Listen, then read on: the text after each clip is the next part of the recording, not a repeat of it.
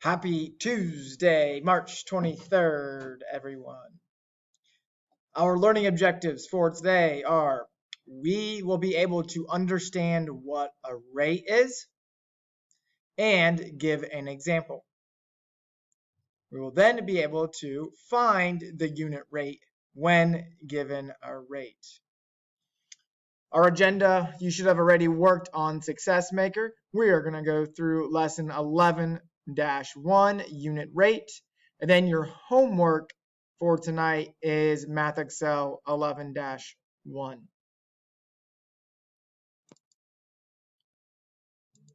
All right, let's go ahead and start lesson 11-1, which is unit rates.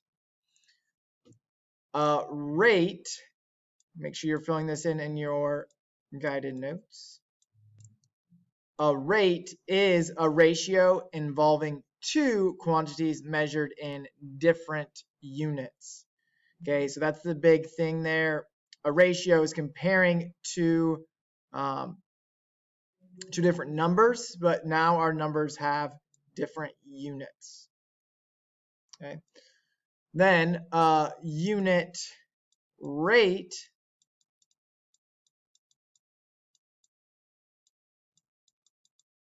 is a rate with a denominator of 1. Remember, the denominator is the bottom number in a fraction. So with these unit rates, we are going to write almost all of them as fractions. When we write a unit rate, it is written as a fraction. The denominator is 1. The 1 in unit rate is read as per.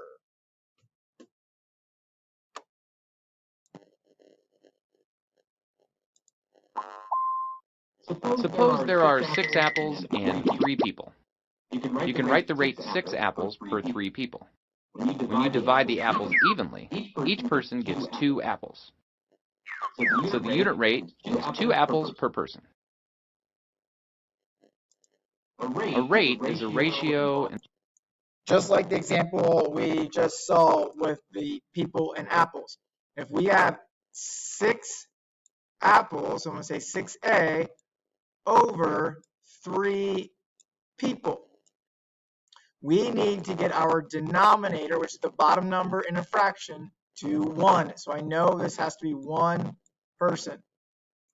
How do I get from 3 people to 1 people or 1 person? We divide by 3.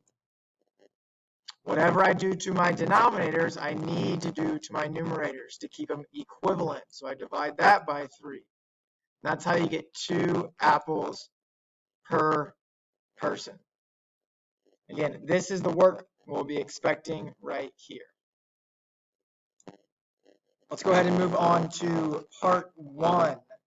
Part 1 says a box of crackers contains 84 crackers and has a total of 7 servings. How many crackers are there per serving? We know in this problem we are solving for the unit rate because it says per serving. So 1 serving.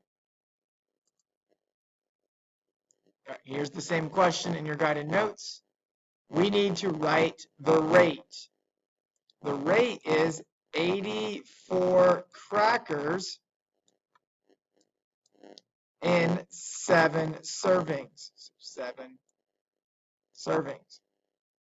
We need to find out how many crackers there are per serving, so we know this needs to be 1 serving. Right, we need to get to that 1 serving, so how do we get from 7 to 1? Yes, that is correct. We divide by 7. So with your calculators, you can go ahead and take 84 divided by 7, so it's equivalent. We did the same thing on the denominators and same thing in the numerator. And we should get 12 crackers per 1 serving. All right, so again, using a rate to find that unit rate, we just need to make our denominator 1. And you do that by just dividing by the denominator. Down here it says, to write a rate as a unit rate, divide the numerator and the denominator by the denominator. So if you see here, we're trying to make a unit rate, and we divided the denominator by the denominator, and we divided the numerator by the denominator to get our unit rate.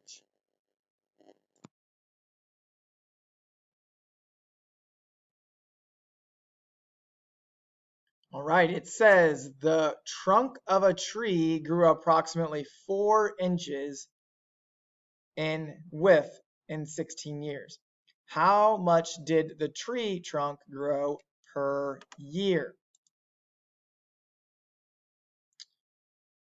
All right, here's the same problem. It says write it as a rate first. Remember, a rate is a ratio, so you write it in the order you see it. Right. Another thing with this, we know that it needs to be per year. So per 1 year, meaning the years need to be on the bottom, and years are read second here. So years will be our denominator. Our numerator will be the inches. So we have 4 inches per 16 years.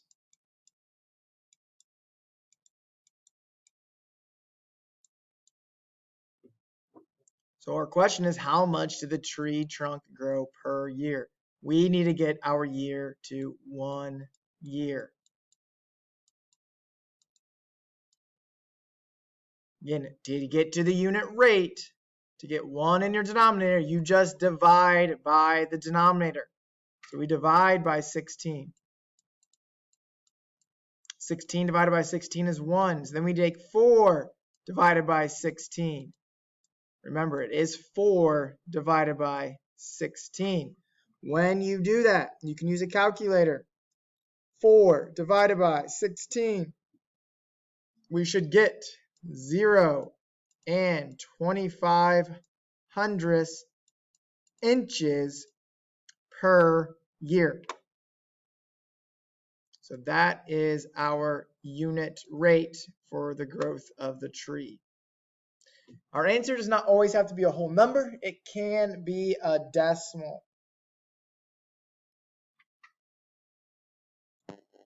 Go ahead and try this problem. A blade of grass grew 5 inches in 50 days. How much did the grass grow per day? Here's some answer choices.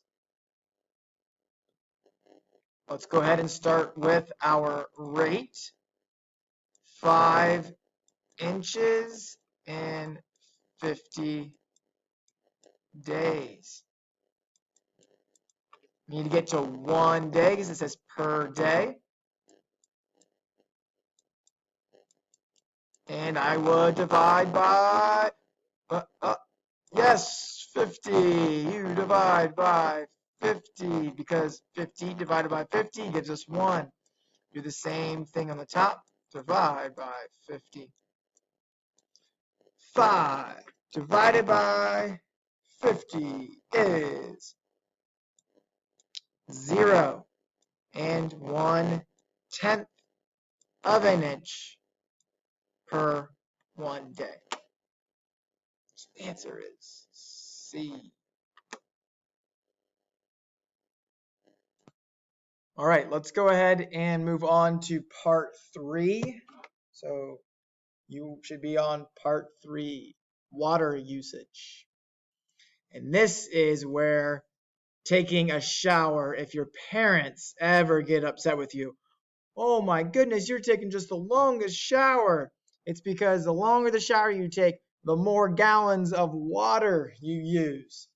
And most people have to pay for their water, all right, depending on where you live. If you're living in a house, you got to pay for your water. So the more water you use, the higher the water bill is going to be, and that's why your parents are getting upset. So the longer the shower, the more water you use, the more money you got to pay. So just think about that the next time you're in a shower. If you're taking a shower for 30 minutes, That's a long time. Okay. All right. A 5-minute shower uses approximately 12 gallons of water. Each minute the shower is running, the rate of the water used is the same.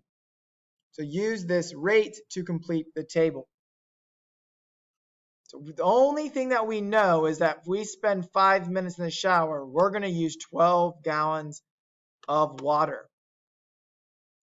Is it easy to get to 5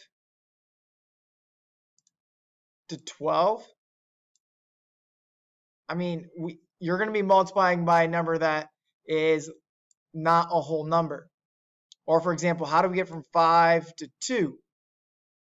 5 divided by what gives us 2? We can do that, but it's not going to be a whole number. It's not going to be easy. So does anyone have any ideas on what we could do? Yes, we can get from 5 to 1. How do we get from 5 to 1? 5 divided by 5 is 1. Okay, so then what do we do to the 12?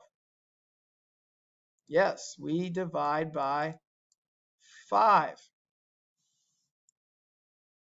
So when we take 12 divided by 5 equals 2.4. So for every minute you are in the shower, you are using 2 4/10 gallons of water. Now from here, can we fill in the rest of these? The answer is yes. Because we can take anything from the 1. 1 times 2 is 2. So then 2 4/10 to keep it equivalent, we multiply by the same thing. So 2 4/10 times 2 equals 4.8. Then I can take 1 times 3 to get 3. So 2 4/10 times 3. 2.4 times 3 is 7.2 gallons. Go ahead and figure out the shower length for 12 and 16 minutes, what you would get here. You're right, we would multiply by 12. Do the same thing here, multiply by 12. 2 4/10 times 12 equals 28 8/10. Then 1 16-minute shower, we multiply by 16. Multiply by 16. 2 4/10 times 16 is, 2 4/10 times 16 equals 38 4/10. Wowzers, that is a lot of water. Okay, so think about 16-minute shower. You're spending a lot of money because of this 38 4/10 gallons of water you're using. All right, last question for today in our lesson video. It says your dishwasher uses 11 gallons of water to wash 2 loads of dishes. How many gallons of water will your dishwasher use to wash 7 loads of dishes? The first thing we need to write is our rate. Okay? Our dishwasher uses 11 gallons over 2 loads of laundry. We want to get to 7 loads of laundry. There is not an easy way for us to get from 2 to 7. So we can go to our unit rate. We can find out how much we use for 1 load of laundry.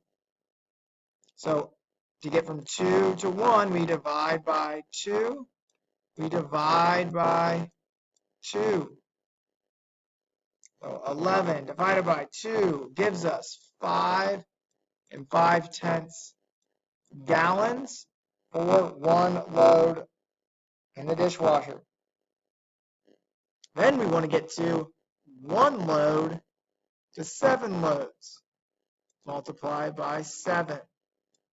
Multiply by 7. So 5 5/10 times 7 equals 38 5/10 gallons per 7 loads of laundry. The key with these questions are if you can get to the unit rate, you can get to any answer. So it's a 2-step process to get there.